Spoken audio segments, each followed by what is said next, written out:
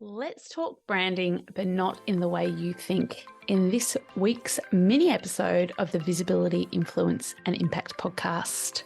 Hello, you're listening to the Visibility, Influence and Impact podcast. My name is Jane Mackay, and on this show, we talk to entrepreneurs who are getting fearlessly visible in their business about starting, building, and creating the business and life of their dreams while having incredibly honest, in-depth, and rich conversations that will inspire you to become fearlessly visible, create influence, and generate meaningful impact with your own incredible business.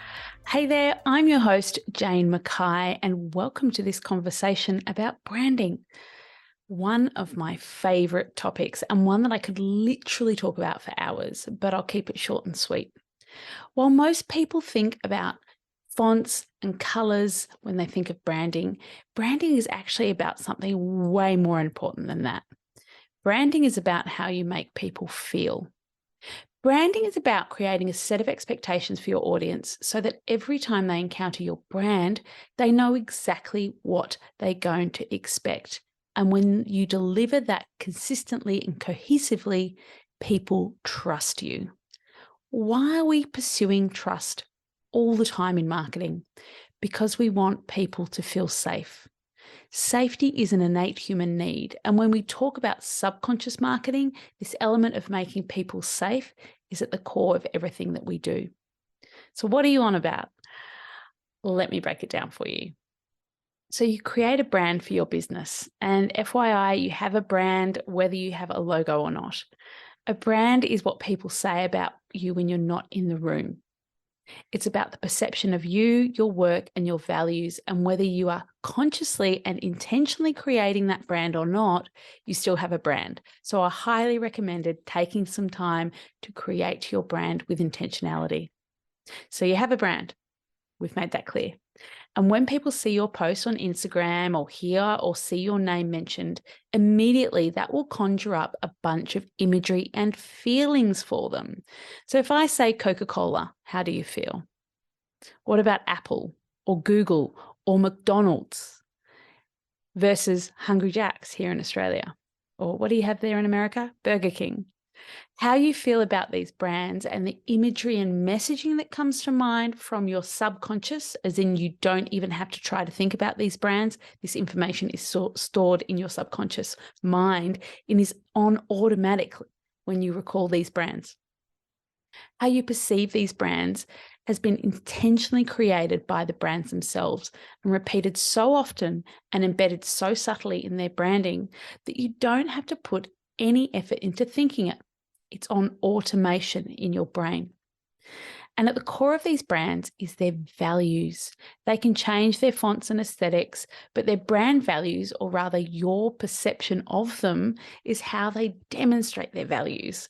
And once you feel that they have breached those values or they are operating in opposition to your own values, then that hard-won trust is lost.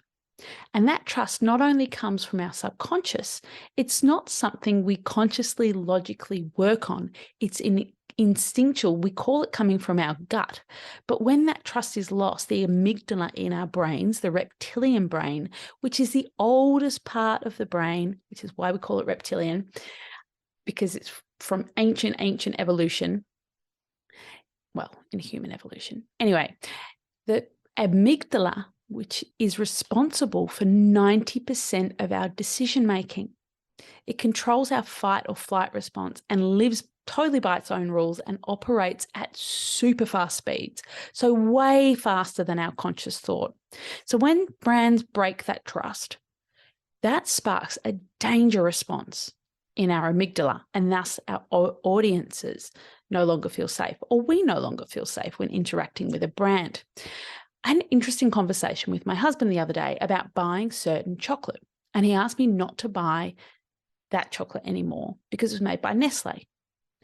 Now, regardless of the actions that Nestle has taken to get rid of the poor brand reputation they developed in the 80s, which I'm not going to comment on, but lest I get sued, but you can Google it, he still has an untrustworthy or unsafe response to the brand. So what does this mean for you? and applying this to your own brand. So set out your own brand values. So take some time to reflect on the people you admire and the values they possess and why they inspire you. Then take your top 10 values and write them down, reflect on them, and establish them in their order of importance to you. You can gladiator style it until you are left with your top 5. So write down why these values are meaningful to you. And this isn't something to do in your head. This is a paper to pen or pen to paper exercise because the brain to hand connection is so powerful. So put your values somewhere you can see them, as they are one of the singularly most important reference points in your business. Put them on a sticky note, stick them up somewhere where you can see them. Mine are over there. When you are making a decision, these are your guide and your yardstick in your business. So my values, in no particular order, are integrity, fun, generosity, freedom, and love. And they feel so good. But you know that icky feeling when you make a decision in your business to collaborate with someone or advertise somewhere or create content that you don't really feel like sharing? Invariably, that's because it goes against your values. Those selling your soul to the devil moments are the ones where we contravene our values. Our values are the core of our identity and our brands, which is why those moments feel so weird, because it really destabilizes us as humans when we do things that go against our values, because they are at our very core. So your values are uncompromising. They are at the core of your being. Everyone you engage in your business or your team must be a values alignment above anything else. And marketing in line with your values means shunning what the gurus tell you you should be doing. I hate the word should. And instead marketing and selling in a way that feels really good to you. This is what I talk about being in alignment. It's not an alignment with the brand aesthetics, the fonts and the colors, although I'm a big believer in creating that cohesive brand experience as well. But it's actually about being in alignment with your values. What feels good to you will feel good to your dream clients, and they can feel energetically when you feel good. And if you show up feeling shame because you're doing something that you feel compromises you as a person, which is compromising your values, your dream clients will feel that in your marketing. And your dream clients are generally direct values alignment with you. And that's why you work so well together. So Steve Maraboli, author of Unapologetically You, said, a lot of the conflict you have in your life exists simply because you're not living in alignment. You're not being true to yourself. So when you're marketing your business in a way that feels aligned with your values, it all just feels easier. And when things feel easier, they feel safer, which brings me back to the first point I made about authenticity and feeling safe. It allows you to break down the barriers and blocks you may have to showing up consistently in your brand. You're seeking safety as well as your clients. And when you demonstrate your brands consistently and cohesively, your values consistently and cohesively in your brand, your audience feels safe, which is the key to them taking the next step and buying from you. I'd love to know your key takeaway from this episode. Please DM me on Instagram at Jane Mackay Comms and let me know. I'd love to have a conversation with you about your values and how you show up in your brand. If this has resonated with you, please share it with a friend. And until next time, live your values authentically, my friend, in every aspect of your brand and how you show up, and marketing will feel so much easier. As always, if you need any marketing help, I'm here for you. Big love. Thanks for listening to the Visibility, Influence and Impact podcast. If you'd like access to the show notes, please visit my website, jmackaycommunications.com.au/blog. If you've enjoyed this episode and would like to hear more, please subscribe. Until next time, keep getting fearlessly visible, create your influence and generate an exponential impact on your world.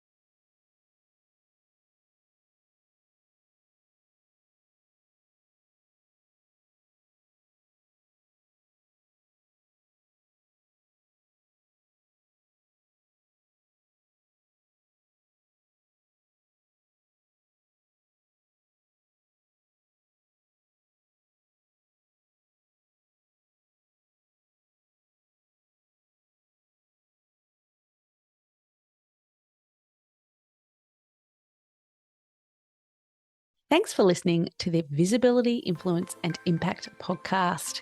If you'd like access to the show notes, please visit my website, jmackaycommunications.com.au/blog. If you've enjoyed this episode and would like to hear more, please subscribe. Until next time, keep getting fearlessly visible, create your influence, and generate an exponential impact on your world.